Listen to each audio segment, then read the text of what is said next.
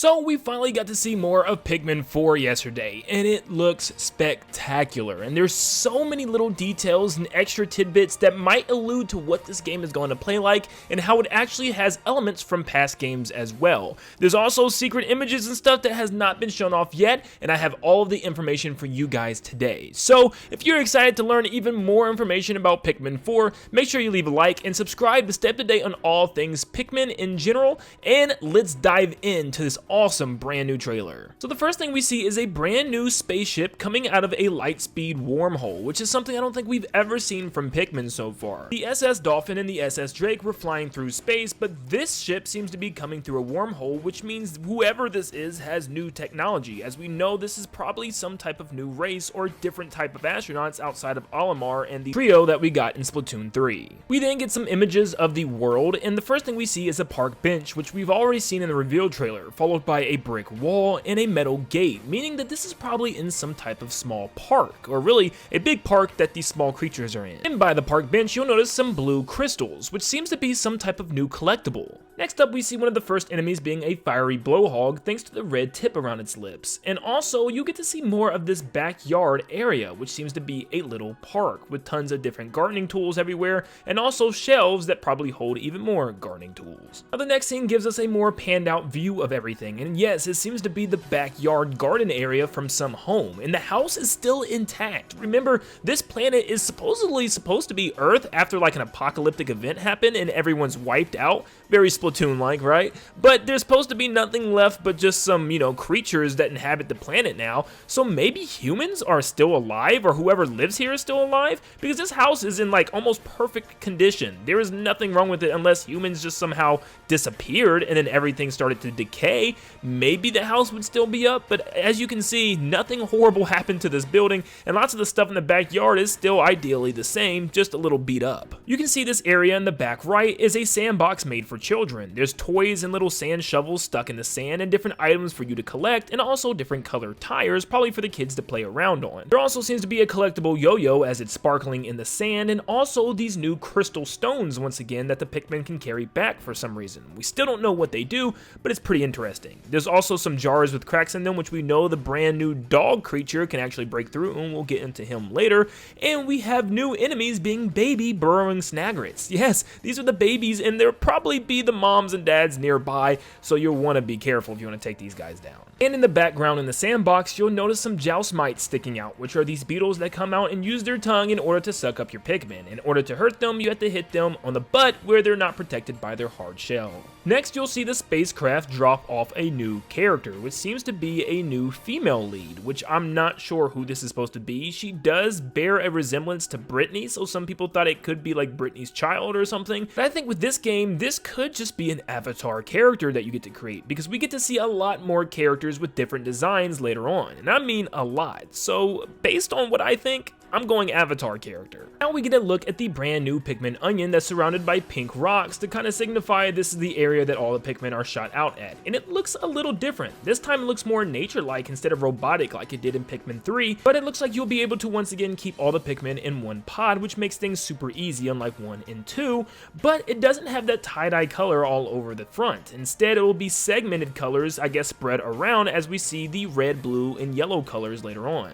In the back, we can see a garden with little signs probably to label the fruit or vegetable, and we get to see some different flowers around, which obviously we'll get into in a second. But in the background, we get to see a purple flower, which could be a candy bud pop in order to change your Pikmin into the purple Pikmin. So one thing we can conclude is that this race of creatures come from Kopai, which is actually the home planet of Charlie, Brittany, and Alf from Pikmin 3. And translated, this is the word that we get, which doesn't really make sense. But we can also replace the C with an O, and it would kind of spell Hatan? Hatan? I'm not 100% sure if this is the name of the rocket or the crew, but it doesn't translate to an English word, that's for sure. But based on some of the things that we've seen in the trailer so far, it seems like maybe the whole crew landed here before you and they got lost and spread out all over the planet, and it's your job to find the missing crew members and also collect any treasures you find along your way, which would make a lot of sense. That's why you came by yourself in your little shuttle. Next, you can see your character running around with the Pikmin at a lower camera angle, and we knew this was going to be the big new change, which allows allows you to see the world almost from the view of your character in the Pikmin, which actually brightens everything up and makes it look a lot larger than life. And I actually love this camera angle. I think it works. Instead of just looking at the tops of all the enemies, you actually get to look at them in their face. We get to see Pikmin seed pellets returning, obviously, alternating between all the colors. Here's the crystals by that big bench once again, and there seems to be some type of red ball collectible up on the brick wall. Here we get to see a better view of the garden in the backyard, and we get to see a ball bulb resting in the garden, and we get to see some more just stuff laid out, like junk just thrown into the backyard. There's also like a water hose spigot sticking out of a piece of wood for some reason, but you can also see some red binoculars sitting there, which we know this player is going to grab here in a second, and more of those blue crystals sitting in a pile. Once again, maybe it works as some type of field that you'll need in order to keep exploring. The same way in Pikmin 3 where you needed to keep collecting fruit in order to keep your adventurers alive, it's the same thing here where you need to keep collecting crystals in order to have fuel. I'm not 100% sure, but that's definitely a theory. You can also see that red ball still in the background, and back behind the brick wall is yet again another big house which is fully intact, once again alluding to maybe there's still life here on this planet after all. Now this level seems to be a completely different world. Instead of the backyard to that one house, this looks like to be a playground. As you can see, tons of playground equipment all the way in the background with a giant elephant slide probably made for a kid to slide down. You also see a giant kid toy stuck in the dirt over there, and more seed pellets in order for you to grow your Pikmin army. And I love the cherry blossom trees in the background as they drop cherry blossom leaves all over the place.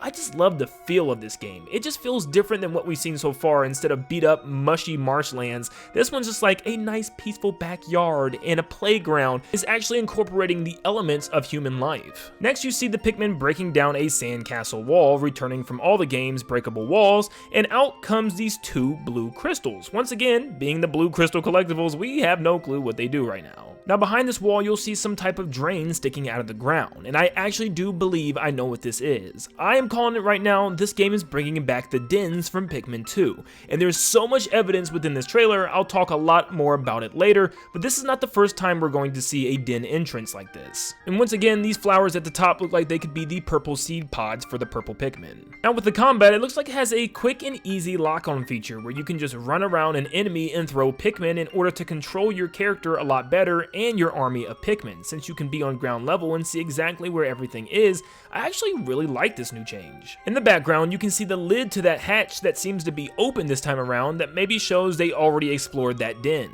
And we can see a pocket watch collectible up on the blue fence, which we already seen in the teaser trailer. There also seems to be some type of weird metal hatch here, and I still have no clue what this could be. Maybe it leads into some underground facility, or maybe just a collectible in a box or something that we can go collect, but I thought I'd point that out. We now see that the Pikmin can do more things as a group. Instead of just breaking down walls, they can actually pull roots out of flower pots in order to open up a way, which is pretty much the same thing as breaking down a wall. It's just obstacles in your way that you can break down using Pikmin.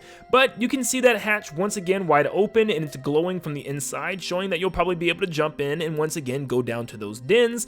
And at the top left, you'll see what that red ball actually was. It looks like it was a strawberry this whole time. So fruit is returning like from Pikmin 3. But thankfully, it's not just fruit, it's also treasures this time around. In the background, we get to also see that the burgeoning spiderwort plant is returning, which allows you to make ultra spicy and ultra bitter sprays out of the nectar in order to enhance your Pikmin's performance. There's also these new colored pattern blocks where you can actually do different things with them instead of just breaking them down. Like this time we see it's actually built into a rock wall that the captain and the Pikmin can both climb up, which is a really neat feature, and we get to see these colored blocks return in another segment, and I'll talk about it more when it's there. I also have this new enemy which seems to be like a duck with a horn-shaped beak that looks like an anteater, so I'm assuming that it's going to have super suction and probably take your Pikmin by the masses, so you'll probably want to take these guys out quick. You can also see a shopping bag far to the right, which actually appeared in the past Pikmin games as well, which allowed you to have a certain amount of Pikmin in order to flatten the bag and to get across a certain path. And yes, we'll be able to collect treasures again and not just fruit like in Pikmin 3, which is a lot of fun.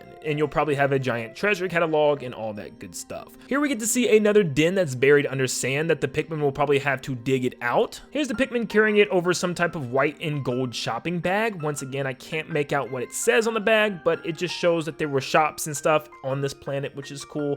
And you can see another den in the background. Actually, two dens, one on the left and one on the right. Next up, up, we get a look at our first new Pikmin in this game. It's not sure if this is going to be the only one or there's going to be another, but we see the Ice Pikmin, which is actually like a combination of Ice and the Rock Pikmin, because it's like a Ice Rock Pikmin. You can throw these on an enemy and they will slowly freeze it and then break it into many pieces, which is actually brutal. Now, I guess once it's broken, you can't really collect it anymore, unless maybe we just can't see it in this scene. Maybe they break it apart and it's still intact. It's just the pieces of ice falling off of it, but it sure does look like it's completely shattering its body, which might mean if you decide to use these Ice Pikmin, you're not going to be taking anything back to your ship. But you can then see a drop of nectar coming out of the defeated Bulborb. And the spirit of the Bulborb is a light blue, maybe because it was defeated using ice. You can also throw these Ice Pikmin into water in order for them to freeze the lake. Now, once they do, it will actually freeze them inside as well, and you have to keep them in there, I guess, to keep the lake frozen for you to get across. Meaning when you want to pull them out, it'll eventually pluck them out of the ice and turn it back into a pond again, which is very interesting and a cool concept. So if you're going to want to get those blue gems, it's going to have to once again just be the blue water Pikmin. So this is the brand new dog companion you have named Oatchi, and he works a lot like Poochie from Yoshi, where you get to ride him and also command him in order to break things like pots and other big cracked walls and stuff that the Pikmin couldn't do otherwise. Down below you can see some more Joust mites in the sand and even a yellow Wollywog sitting there, which is a very annoying enemy for me because it always squashes my Pikmin somehow. You can also see a yellow electrocuted tubed fence, which you'll need the yellow Pikmin in order to break that down. And there's some type of gourd or pumpkin in a mound of dirt that the Pikmin could probably pull out. There's also a giant pumpkin that's glowing and glistening, which probably means that you can pick it up and carry it back. And there's also these butterflies. These are white spectralids, which actually drops nectar for your Pikmin. And you can see that Oatchi can carry up to 10 Pikmin weight, which means he can take this Bulborb back all by himself. Now we can see some of the explorers talking together and talking about how something is quite normal or typical for his breed, which means there's probably more of them. So maybe we get to take him back to his mommy and dad at the very end of the game, which would be very cute, or maybe he has other brothers and sisters that can help us along the journey. The explorers are also a whole bunch of different crew members with different ethnicities and different genders, which is very, very unique because, like I said, it seems like we're finding a whole crew here, and maybe we get to create our own character in the process. Shepard almost seems like she could be the leader of this crew, but I could be wrong. You can also ride Oatchi to get over big bodies of water, which is really cool. You can now take all your Pikmin with you to get to the other side, but Oatchi does have a meter, which probably goes out after a while and he gets tired, so you have to wait for him in order to develop his charge ability and maybe even carry your Pikmin for a while. Maybe there's a timer. You can see yellow spectralids and more Wollywogs around the water as well, and it looks like there's a toy remote control boat that you have to carry out of the water as a treasure as well. In the background you get to see more toys in that sandbox. One looks like a toy bulldozer and a toy tractor. And looking back the other way, there's some type of red thing that you can collect. I'm not sure what this is. It almost looks like a police siren, or maybe it's another type of fruit like a cherry. And we also get to see another bridge with those same colored blocks that allowed us to make a climbing wall out of. So maybe these are just the new bricks indicating that these are structures that you could build, like bridges and rock climbing walls. Then it looks like we get a look at the inside of a den. You can see the red/pink crystals across the ground in a circle where you actually landed in the den, and you get a message from Shepard stating, "Good boy, Oatchi, you found a castaway," where it looks like our job is to find missing members of the crew that are down in these dens, using Oatchi's senses in order to sniff them out at the very end of the den. If you don't know what dens are, in Pikmin 2, these were multi-layered underground missions where you kept going into different layers, different floors, all the way down to the bottom of the den where a final boss would lie, and once you defeat that boss, you'll be able to collect the treasure and leave. And it looks like the same thing is happening here, where there might be not only just treasures, but also missing members of the crew. In the background, we get to see what looks like to be sheer grubs squirming around, and also pots with cracks in them where we will need Oatchi to break through. So yes, you'll see that Oatchi's able to sniff out where the castaway is, and you get to go find them, which might not lead into a boss in this game, but we see later on that there could be bosses, like this giant spider. This looks like a new version of the Raging Longleg, which is a giant spider with huge feet. And it looks like this time, in order to take it out, you have to throw the corresponding color of Pikmin with the corresponding lights on its main spherical body. And it actually reminds me of like a disco ball. And if you pay attention, notice what's happening in the middle here. The Pikmin have the ultra spicy nectar effect, so they could be all raging and trying to jump up and grab the body, or maybe this long leg is actually acting like a disco ball and causing them to dance. I'm not quite quite sure, but it looks like they're probably just trying to reach up and grab them. You can also see a beam of light, which might be the exit in the back and some type of device you need to pick up, but along the arena, there's some type of clock with the number 1 on it, which I'm not 100% sure what this could be. Maybe it leads into some story stuff and maybe some type of underground facility, or maybe it's some type of collectible that you can take back to the ship after you win. I'm not 100% sure on this, but you can also see more of the arena by looking up at this window. Now, at first glance, this looked like a basement window, or maybe natural light coming through a sewer grate, but I actually think it might be tube lights hanging from the wall, which could once again mean that we're in some type of lab or facility like we see where that clock is. It just feels like it's almost like a natural facility arena that we're in. And with this arena, it looks like the rocket ship is what takes you back, but we don't see that with the other locations, and I'll get into that in a second. You can also see lots of steel beams in the background like we're in the middle of some type of factory. This also looks very familiar to the arena where we fought Man at Legs, where everything was all rusted and corroded. We then see a boss battle with the Empress Ball Blacks, which we haven't seen since Pikmin 2. Once again, really giving these Pikmin 2 vibes with some of these bosses and of course the underground dens. There's even the ball borb larvas that come out, which just still look gross today. But I love this because Pikmin 2 was amazing and they're really coming back to that game. This is what I was talking about. This time you exit the cave using some type of drain that blows you out instead of your rocket ship. But interestingly enough, your rocket ship still follows you out. So this tells me what is probably happening. You can choose to exit these dens whenever you want on the different floors, and this will just pop you back out. But if you want to go all the way down to the bottom, then your rocket ship will take you out. Because remember, your rocket ship flies all the way down there in order to grab whatever you were able to capture from the final boss of that den, which pretty much just says you can get out one way or another depending on how far you want to go down. If you lose a lot of Pikmin and just want to use the drain, you can do that as well. Also, as an example, you can find the castaways and probably just leave after you find them, or if you want to go a lot deeper, you can choose to go back and find a deeper way in and actually grab whatever treasures in there as well. It's completely up to you. Then of course, you and Oatchi can both leave into the rocket and all the Pikmin and fly away before it gets dark. But there is something new in this game that we weren't able to do before. It looks like for the first time ever, we're actually able to come back out at night. Now, there is some weird differences at night as well. For one, there's these little clusters of what looks to be star bits all over the ground. Yeah, it actually looks like star bits from Mario Galaxy, or also those fallen stars from Sonic Frontiers recently. So maybe it works the same way where you can actually choose to come back at night and take the chance of losing more Pikmin, but you get to collect these star fragments for some reason. I'm not sure what they're going to be able to do, but maybe they upgrade your Pikmin in unique ways. There's also these little sandcastle things with holes in them, and I didn't really see any of these in the actual gameplay trailer during the day, so I'm wondering if these are a new type of enemy that comes out at night, or maybe these are save points in order for you to hide with your Pikmin when enemies walk by. For instance, we see at night that ball borbs get glowing red eyes and turn extremely more hostile, and I think all the enemies are going to do the same thing, and they might not even be able to be destroyed because they're so hostile. So maybe you have to hide and collect things and hurry up and leave. It'd give it kind of an undercover vibe, and I love that. I think that would make it more creepy knowing that you can't defeat these things. So hopefully that's the case, and I think that would be an awesome new addition, and hopefully there's even more creepy monsters that only come out at night. But we also know from the official artwork that all the past Pikmin are coming back as well. We can see the pink flying Pikmin, we can see the big purple ones, we can see the white poison ones, and even the regular rock Pikmin are still here, which now gives us a crazy total of 8 different Pikmin, which is so cool. That's going to be a lot of Pikmin to manage and also to do puzzles with, and I think this is going to be an amazing game. And also, just look at the baby burrowing Snagrit. They are so cute, but we're going to have to kill them. But that is the entirety of the Pikmin 4 reveal trailer, showing off all types of new secrets and Easter eggs, and this game really feels like it's kind of going back to what Pikmin 2 did so great, because I thought Pikmin 3 was amazing, but Pikmin 2 just had a certain vibe to it, and I love the dens and the bosses in that game more. It just felt,